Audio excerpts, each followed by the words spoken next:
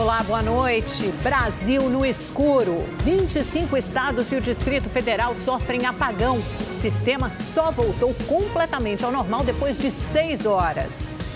Em tom político, o ministro Alexandre Silveira critica a privatização da Eletrobras e pede investigação de sabotagem para a Polícia Federal. E você vai ver também. Petrobras anuncia aumento nos combustíveis. Gasolina fica 41 centavos mais cara e diesel 78.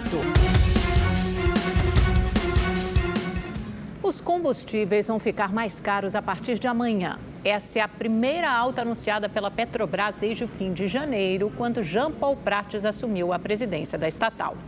Hoje de manhã, os postos no Rio já estavam cheios. Muitos motoristas correram para abastecer antes do aumento dos preços dos combustíveis. Estou completando porque tem que aproveitar, né? Porque vai um aumentozinho que faz sempre diferença. Então a gente precisa aproveitar e ir completando. De acordo com o anúncio da Petrobras, o preço da gasolina vendida para as distribuidoras vai subir 41 centavos, chegando a R$ 2,93. Já o litro do diesel vai passar a custar R$ 3,80, um aumento de 78 centavos. Os novos valores começam a ser praticados a partir de amanhã. Segundo a Petrobras, apesar da alta, a variação acumulada nos preços dos combustíveis no ano ainda é de redução de 15 centavos para a gasolina e 69 para o diesel. Mas o reajuste preocupa os consumidores pelos efeitos que ele pode trazer. Isso vai refletir no supermercado, na conta do gás, na conta da água, e nosso salário não aumenta há muito tempo. Aumentando o combustível, aumenta o alimento. Em maio, a Petrobras anunciou uma nova política de preços. Até então, eles eram determinados pela paridade de importação, que levava em consideração a flutuação do câmbio e o preço do barril de petróleo. Como esses dois índices apresentaram alta nos últimos meses, a mudança fez os preços dos combustíveis no Brasil ficarem defasados, bem mais baratos em comparação com outros países. Se a gente olhar por todo o aspecto mais político, talvez, e menos técnico, a gente pode dizer que a defasagem, o anúncio do aumento de preços foi maior do que o esperado, né? Aumentos aí de 2 dígitos, né? Reduzindo muito a defasagem, mas ainda mantendo o combustível defasado em relação ao mercado internacional. O que a Petrobras pretendia era diminuir a volatilidade, ou seja, amortecer a quantidade de vezes ao longo do ano que o preço seria afetado, tanto para cima quanto para baixo. E como nós tínhamos observado já nesse último mês uma alteração do preço do barril do petróleo, então já estava sendo esperado que sim, a Petrobras teria que fazer algum tipo de ajuste, porque já estava meio que batendo no limite. Então, esse ajuste está dentro do esperado, sim. Policiais militares do Rio de Janeiro que se envolverem em ações com mortes ou lesão corporal grave terão que fazer curso de reciclagem. Mudança no treinamento acontece depois das mortes de 3 menores registradas em menos de uma semana. A mudança foi anunciada hoje. Segundo a Polícia Militar, o agente que se envolver em ações que resultarem em morte ou lesão corporal grave terá que fazer um curso de reciclagem na semana seguinte. A obrigatoriedade também vale para o comandante da unidade, onde o PM for lotado. O curso preventivo já existe, mas agora estes policiais terão um tratamento diferenciado para identificar falhas na execução dos protocolos. Nós vamos estudar essas ocorrências, identificar os possíveis erros, e esses estudos de caso serão utilizados no curso, que reforça aquilo que ele, em tese, deveria já saber, que ele deveria estar aplicando, para que possamos corrigir os nossos erros de forma constante. A mudança foi anunciada após as mortes de 3 menores em ações da Polícia Militar nos últimos dias. Eloá Passos, de 5 anos, e o Wendel Eduardo, de 17, baleados no último sábado na Ilha do Governador, na Zona Norte. E Tiago Menezes Flauzino, de 13 anos, na Cidade de Deus, na Zona Oeste do Rio, dia 7. Os 16 policiais envolvidos nas ocorrências da Ilha do Governador e da Cidade de Deus foram transferidos de unidades e afastados das ruas. Eles vão participar da primeira turma da reciclagem compulsória, que começa na próxima segunda-feira.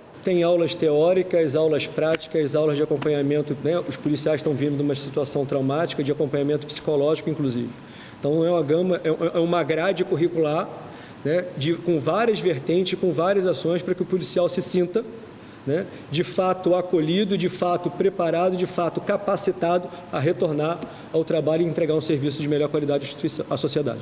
As câmeras corporais instaladas nos uniformes também podem ajudar a esclarecer o que deu errado na abordagem feita na Ilha do Governador. As imagens feitas pelos equipamentos dos 10 policiais envolvidos já estão sendo analisadas. Já a ação que resultou na morte de Tiago, os policiais não usavam câmeras, pois pertencem ao batalhão de choque. Atualmente são cerca de 9.500 equipamentos. A previsão é de que até o fim do ano, todos os agentes nas ruas estejam equipados. O delegado da Polícia Federal, Tiago Selin da Cunha, de 40 anos, foi baleado na cabeça no Guarujá, litoral de São Paulo. Ele cumpria mandado de busca e apreensão quando foi atingido. Ele foi socorrido e está internado em um hospital da cidade. Ainda não se sabe o estado de saúde do delegado. 2 suspeitos foram presos com uma submetralhadora, uma pistola, dinheiro e drogas. Eles serão autuados por tentativa de homicídio, tráfico de drogas e porte ilegal de arma de fogo. A CPMI de 8 de janeiro ouviu hoje o fotógrafo da agência Reuters, Adriano Machado. Ele foi convocado por parlamentares da oposição que alegam que o fotógrafo seria um infiltrado responsável por incentivar os atos golpistas. Adriano Machado foi alvo de 9 requerimentos de convocação. A oposição afirma que o fotojornalista seria um infiltrado por aparecer em algumas imagens supostamente confraternizando com os vândalos. Machado negou conhecer os invasores. O profissional de imprensa explicou que uma pessoa pediu que ele deletasse algumas fotos e a retribuição ao cumprimento do manifestante está sendo usada para distorcer o trabalho dele. Eles perceberam a minha presença.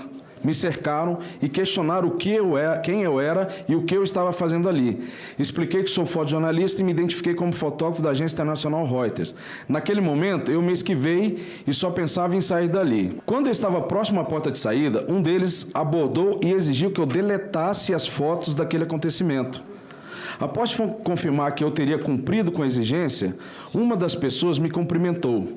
Adriano Machado também afirmou que sofreu ameaças dos golpistas, inclusive com armas de choque, para que ele saísse do Planalto. Começou em Brasília a 7ª edição da Marcha das Margaridas. O evento, que ocorre a cada 4 anos, é coordenado pela Confederação Nacional dos Trabalhadores na Agricultura. A expectativa é reunir 100 mil participantes. Esta edição marca os 40 anos da morte de Margarida Alves, que dá nome à marcha. Ela foi presidente do Sindicato dos Trabalhadores Rurais de Alagoa Grande, na Paraíba, e morreu assassinada a mando de latifundiários da região. A marcha discute 13 pontos. Entre eles está a democratização do acesso à terra. O evento termina amanhã na esplanada dos ministérios e o encerramento deve contar com a participação do presidente Lula.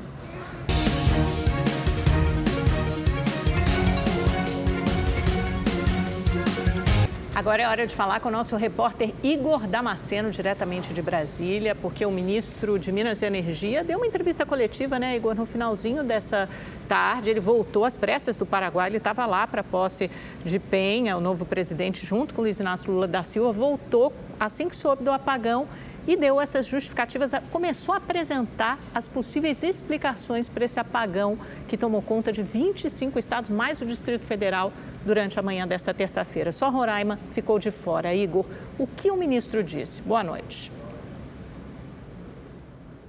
Olá, Amanda. Boa noite a você, boa noite também ao Augusto e a todos que nos acompanham ao vivo aqui no nosso Rede TV News. O ministro Alexandre Silveira disse que há 2 explicações para o apagão de hoje. O primeiro é sobre uma sobrecarga na subestação do estado do Ceará, mas há também falhas em uma outra subestação ainda não identificada. A suspeita é que essa subestação seja do Xingu ou do estado do Maranhão. Segundo Alexandre Silveira, cerca de 30 milhões de consumidores foram afetados pelo apagão de hoje. O serviço de fornecimento de energia só foi plenamente restabelecido por volta das 3 horas da tarde, quase 6 horas depois do primeiro registro de queda de energia. O ministro explicou que o apagão não tem nada a ver com o nível dos reservatórios e que o suprimento energético está dentro do previsto atualmente. Ele também não soube falar se o apagão foi motivado por uma falha técnica ou ou humana, mas não descartou a possibilidade de sabotagem. É exatamente por isso que o Operador Nacional do Sistema Elétrico já entrou no caso, já está investigando e deve apresentar um relatório preliminar nas próximas 48 horas. Por causa dessa possibilidade de sabotagem, o ministro acionou a Polícia Federal e a Agência Brasileira de Inteligência para ajudarem nas apurações. Vamos ouvir o ministro em coletiva de imprensa. Como eu tenho absoluta convicção que a ONS, até pela sua característica técnica, ela não vai ter condição de dizer textualmente se esses eventos foram eminentemente técnicos ou se houve também falha humana ou até dolo, eu estou, por se tratar, como eu disse, de um setor altamente sensível, além de determinar as apurações devidas internas pela ONS, pela ANEEL e pelas nossas vinculadas, eu estou oficiando no Ministério da Justiça para que seja encaminhado à Polícia Federal um pedido de instauração de um inquérito policial para que apure com detalhes o que poderia ter ocorrido, além de diagnosticar apenas onde ocorreu. Então, nós vamos encaminhar tanto a Polícia Federal quanto a ABIN a instauração de procedimentos para apurar eventuais dolos nesse ocorrido de hoje. O apagão que atingiu 25 estados brasileiros, mais o Distrito Federal, causou transtornos em várias cidades. Atingiu comércios, empresas e principalmente os transportes. O apagão no Sistema Interligado Nacional pegou os brasileiros de surpresa e provocou tumulto na manhã desta terça-feira. A confusão maior foi nos transportes. Em várias cidades, os semáforos não funcionaram. Metrôs foram paralisados e passageiros tiveram que terminar o percurso a pé, pelos trilhos. De acordo com o Operador Nacional do Sistema Elétrico, o apagão começou por volta das 8h30 da manhã e afetou 25 estados e o Distrito Federal. Neste restaurante em Belo Horizonte, a dona até pensou que não iria atender os clientes na hora do almoço. Porque nós trabalhamos com freezer, com comida, então a exaustão não estava funcionando, cozinha muito quente e sem saber qual horário que ela ia voltar, então é uma preocupação muito grande, né? O dono desta clínica de estética no Rio de Janeiro não teve a mesma sorte. O local ficou sem energia por quase 3 horas e os atendimentos foram cancelados. E tivemos um problema muito grande para reagendar esses clientes. E também ficamos sem internet, sem telefone, afetando o faturamento porque também alguns funcionários não conseguiram chegar até a empresa, né? Segundo o Ministério de Minas e Energia, cerca de 25% da demanda de energia do país deixou de ser produzida em apenas 10 minutos. O órgão classificou o apagão como o pior desde 2011, quando quase 50 milhões de brasileiros foram afetados. Esse foi o 9º apagão registrado no Brasil em 24 anos. Em 1999, cerca de 60% do território nacional ficou no escuro após falha em linhas de transmissão em uma companhia energética de São Paulo. 76 milhões de pessoas foram afetadas. Em 2001, o blackout foi em toda a região sudeste por causa de uma falha humana na subestação de Cachoeira Paulista, em São Paulo. Em 2009, foram 6 horas sem energia elétrica devido à interrupção de 3 linhas de alta tensão em Itaipu. O prejuízo foi de R$1 bilhão. Em 2011, quase 50 milhões de pessoas ficaram no escuro por causa de outra falha em uma subestação, desta vez no estado da Bahia. O Brasil ainda registrou outros apagões de menor potencial nos anos de 2012, 2015, 2018 e 2020. O Sistema Interligado Nacional foi criado em 1998 por meio de decreto presidencial e é coordenado pelo Operador Nacional do Sistema Elétrico. Ele é responsável pela distribuição de energia de quase todo o país e permite a troca energética entre as regiões. Cidades do Nordeste, por exemplo, podem receber energia do Sudeste no período de seca e vice-versa. Apenas Roraima está de fora do sistema. Esta conexão entre os estados também tem seu lado negativo, pois uma pane em determinada estação pode afetar todo o território nacional. Para este especialista, o funcionamento desse modelo é complexo e precisa de auxílio. O sistema interligado, né, ele foi por muito tempo, de fato, um sistema pioneiro, né? Ele trouxe uma eficiência, ele trouxe uma confiabilidade, de certa forma, muito importante, né? Só que, na minha visão, ele não está acompanhando o nível de renovável que a gente tem hoje no país e, consequentemente, os desafios que ela traz. O importante do sistema não é priorizá-las, né? Ou seja, fazer com que a maior parcela de geração de matriz energética seja termoelétrica, não. É você ter uma quantidade importante que faça com que, nesses momentos, o país sofra a menor pressão possível. Vamos saber agora quais foram os reflexos desse apagão nas regiões Norte e Nordeste, com o nosso repórter Marcelo Espíndola, diretamente de Fortaleza. Boa noite, Espíndola. Sabemos que Norte e Nordeste foram as regiões mais afetadas. No Sudeste, por exemplo, no Sul, até que a energia voltou relativamente rápido. O problema principal foi nas estações de metrô. Agora, aí no Norte e Nordeste, principalmente no Norte, só foi totalmente restabelecido no meio da tarde, não é isso?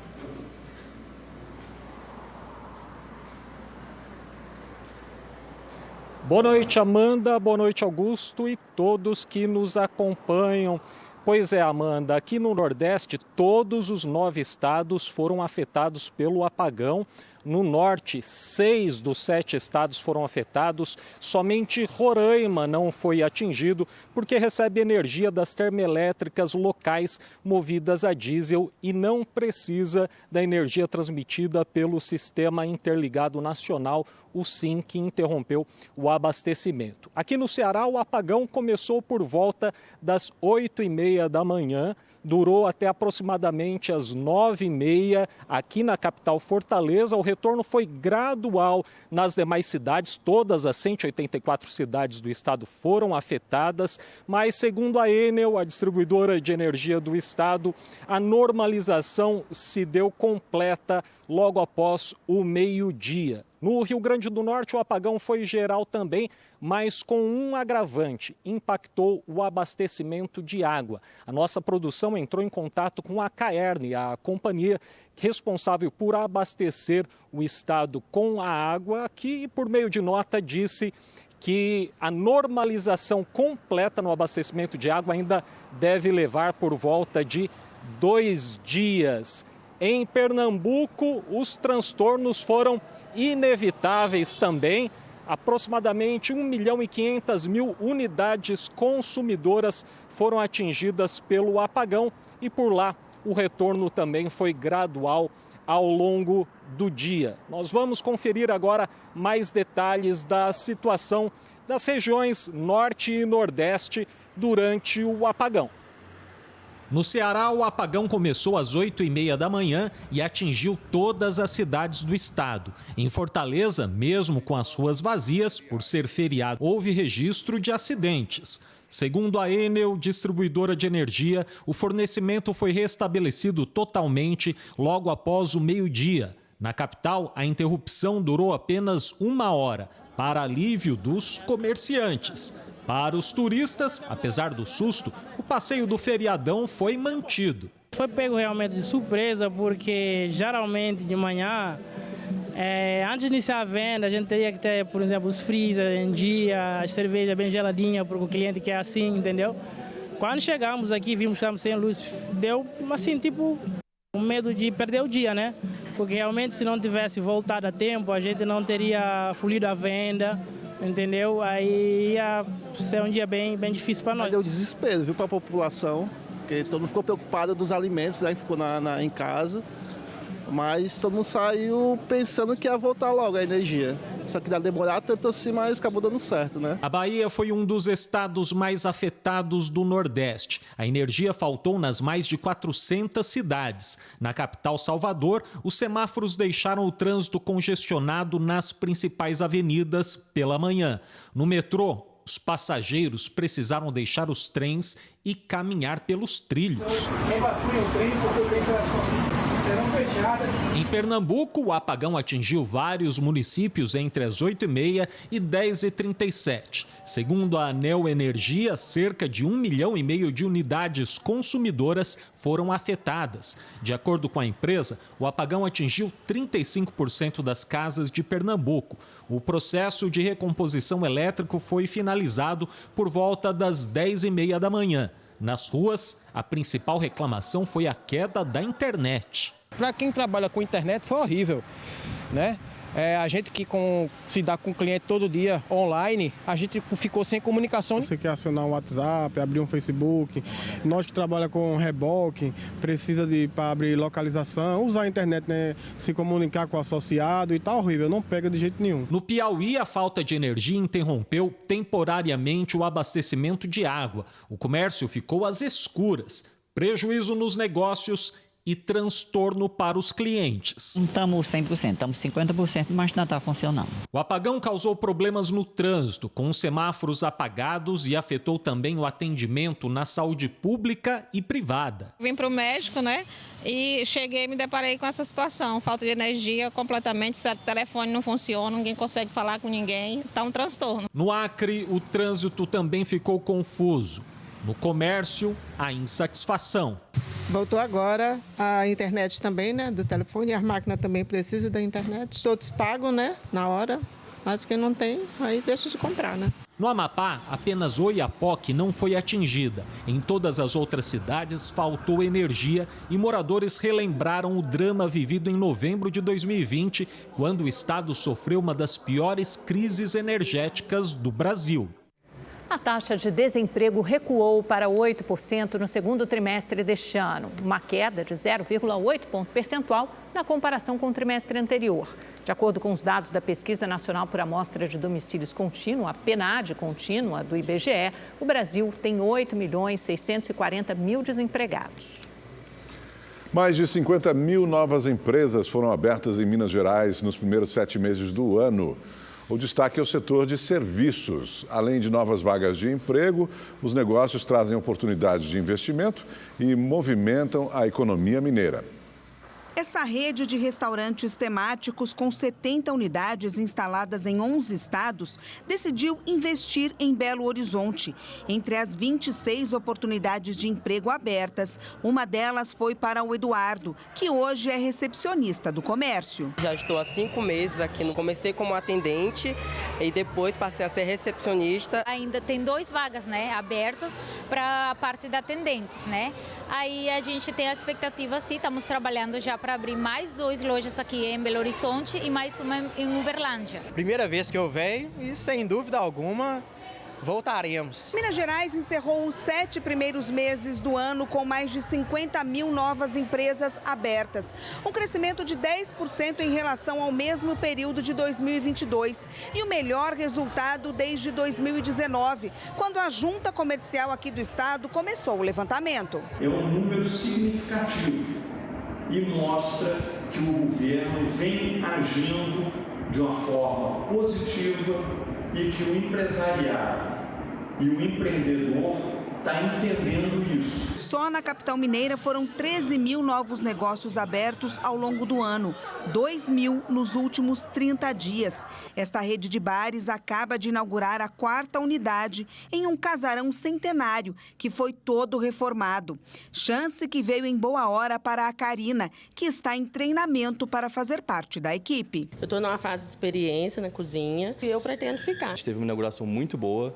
Bateu nossas expectativas, deu mais de 600 pessoas na casa no sábado, dia de inauguração. O momento é bom também para quem busca trabalho. Atualmente são 12 mil vagas abertas em Minas Gerais, segundo o Cine, Sistema Nacional de Empregos. Só em Uberlândia são 3 mil oportunidades. Destaque para áreas como construção civil, transportes e serviços. A gente quer bater recorde aí na franquia, em faturamento, em pessoas felizes, satisfeitas no bar. O advogado do ex-presidente Bolsonaro, Frederico Wassef, concedeu uma entrevista agora há pouco em São Paulo e falou sobre a compra do relógio Rolex, a recompra, melhor dizendo. Ele foi até os Estados Unidos para isso. David, boa noite. O que o Wassef disse? Boa noite, Amanda, Augusto e a todos que nos acompanham. Pois é, Amanda, o ASEF confirmou que viajou aos Estados Unidos e que comprou um relógio da marca Rolex no dia 14 de março deste ano. Nas palavras dele, como presente ao governo brasileiro. No entanto, negou ter participado de uma operação de resgate da joia a mando do ex-assessor de Bolsonaro, Mauro Cid. O ASEF disse que essa viagem já estava marcada e era pessoal, que comprou o relógio com o dinheiro dele. Antes, o ASEF havia afirmado que nunca tinha visto o relógio dado de presente a uma comitiva do ex-presidente em viagem ao Oriente Médio e que, segundo a Polícia Federal, foi vendido ilegalmente nos Estados Unidos pelo então ajudante de ordens de Bolsonaro, Mauro Cid. O ASEF disse que comprou o relógio com o objetivo de cumprir uma decisão do Tribunal de Contas da União. Segundo ele, a compra foi declarada à Receita Federal. O advogado disse que o governo do Brasil deve a ele R$300 mil, que é o valor do relógio. Afirmou que ele fez o relógio chegar ao governo, mas sem explicar como a joia entrou no Brasil. O relógio foi recebido de presente pelo então presidente Jair Bolsonaro em 2019 em viagem oficial. Em junho de 2022, a joia foi vendida nos Estados Unidos por Cid, segundo a Polícia Federal. O relógio é feito de diamantes madrepérola com pulseira em ouro branco. Augusto. Obrigado, David. O presidente da Câmara, Arthur Lira, prevê que a votação da proposta do novo arcabouço fiscal deve ser na semana que vem. Quem tem as informações ao vivo é a repórter Maria Ferreira, direto de Brasília. Boa noite, Maria. Já tem dia essa votação? Boa noite, Augusto. Tem sim. Boa noite para a Amanda e a todos que nos acompanham. A expectativa é votar já na próxima terça-feira, segundo o presidente da Câmara dos Deputados, Arthur Lira.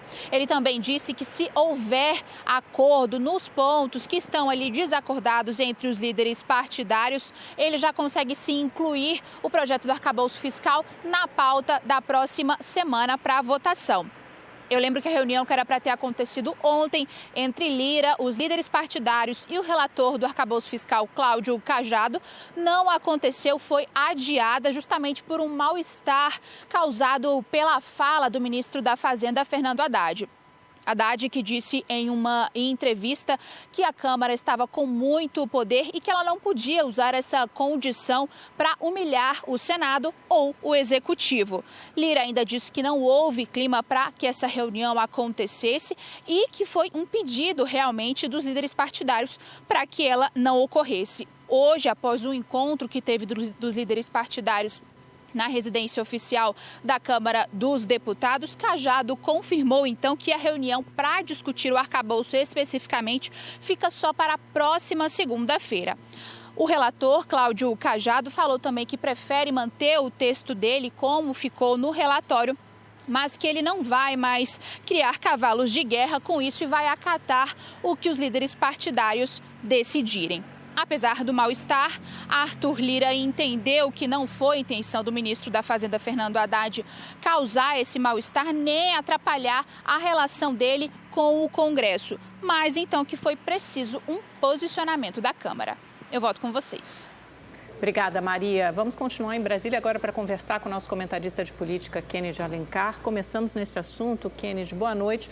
Fato é que esse tropeço, acho que foi o primeiro, na relação Lira-Haddad, causou o atraso da votação do arcabouço fiscal. Era para ter acontecido nessa semana, ficou para a próxima e está com um cronograma super apertado, porque o orçamento precisa ser enviado até o dia 31, depois da votação do arcabouço. Olá, Amanda. Boa noite para você, boa noite para o Augusto, para quem está nos assistindo. Amanda, eles tiveram alguns atritos antes, mas ficou muito nos bastidores. Não é a primeira vez que eles se desentendem, mas eles construíram uma relação nesse primeiro semestre de cooperação mútua. Porque interessa para o Lira entregar a votação do arcabouço fiscal. É uma pauta de agrado do mercado financeiro, da base política que o Lira tem hoje, por exemplo, na Faria Lima. Então, esse atraso aí tem um pano de fundo. Primeiro, uma divergência entre os dois em relação à taxação das empresas offshore. Traduzindo, ricos brasileiros que têm contas no exterior e que não pagam impostos. O Haddad quer taxar esse pessoal para poder fechar os compromissos fiscais do ano que vem com o novo arcabouço fiscal, e o Lira está fazendo lobby de interesse dos bancos e dos seus clientes que têm esses recursos no exterior. Segundo problema, o Haddad expressou publicamente numa entrevista um julgamento sobre a hipertrofia da Câmara, o poder que a Câmara adquiriu, que ora empareda o Executivo, o Palácio do Planalto, ora empareda o próprio Senado. É uma coisa que o Haddad próprio admite que escorregou, que ele não precisaria ter verbalizado publicamente. O Lira aproveitou a falta e deu aquela valorizada, deu aquela clássica, como o Neymar faz, valorizou demais a falta, porque também interessa para o Lira o outro tema, que é a reforma ministerial. 2 integrantes do Centrão vão virar ministros em breve do presidente Lula, do governo Lula. O Lira está negociando. Quando ele dá uma alfinetada, uma cotovelada, ele consegue, de alguma maneira, forçar o Executivo a atender pautas dos interesses deles. Mas os dois já conversaram, já apaziguaram a relação, tanto que a votação está prevista para a semana que vem do arcabouço fiscal. É uma pauta que o Lira e o Haddad têm compromisso em entregar, é uma pauta importante para o Brasil. E, Kennedy, o ministro das Minas e Energia deu uma entrevista no final da tarde, coletiva, para explicar o apagão que aconteceu em todo o Brasil. Teve até um pedido por investigação por sabotagem e também críticas à privatização. Qual é a sua avaliação? O governo errou aí, o ministro errou, tinha que separar o que é uma discussão sobre a privatização da Eletrobras, com a qual o governo não concorda, do que é o fato grave que aconteceu hoje, o apagão no país. Primeiro tem que investigar o que aconteceu, que pode ter tanto ter sido falha, se a empresa fosse pública ou não, privada ou não, pode falhar. Se tem uma falha porque houve uma privatização e a privatização enfraqueceu o nosso sistema elétrico, esse debate tem que ser feito à parte da falha de hoje. Então, primeiro ele tem que saber o que ocasionou a falha. Ele aproveitou um problema, porque também ele é cobrado, o governo é cobrado, esse sistema hoje está todo privatizado, mas o governo tem que dar uma satisfação para a opinião pública e deu essa estocada na questão da Eletrobras. A primeira-dama Janja também lembrou que a Petrobras foi privatizada, a Eletrobras foi privatizada no ano passado no governo Bolsonaro. O governo precisa separar os dois temas, Augusto. Discutir o problema concreto, averiguar quais são as responsabilidades e fazer uma outra discussão, porque na privatização da Eletrobras, o governo, apesar de ter 44%, manda do mesmo jeito como quem tem 11% das ações. É um modelo de privatização que diluiu a influência que a União, que o governo tem numa empresa vital para a economia brasileira. Então, esse debate tem que ser feito à parte. Augusto e Amanda. Tinha que ter mais assentos no Conselho e não tem, Ficou sabendo pela imprensa da saída do presidente da Eletrobras, o Wilson, ontem. Obrigada, Kennedy. Boa noite para você. Boa noite, Kennedy. O Rede TV News fica por aqui. Uma ótima noite para você. Obrigada pela audiência. Obrigado pela sua companhia. Até amanhã, às 7h20 da noite, no Rede TV News.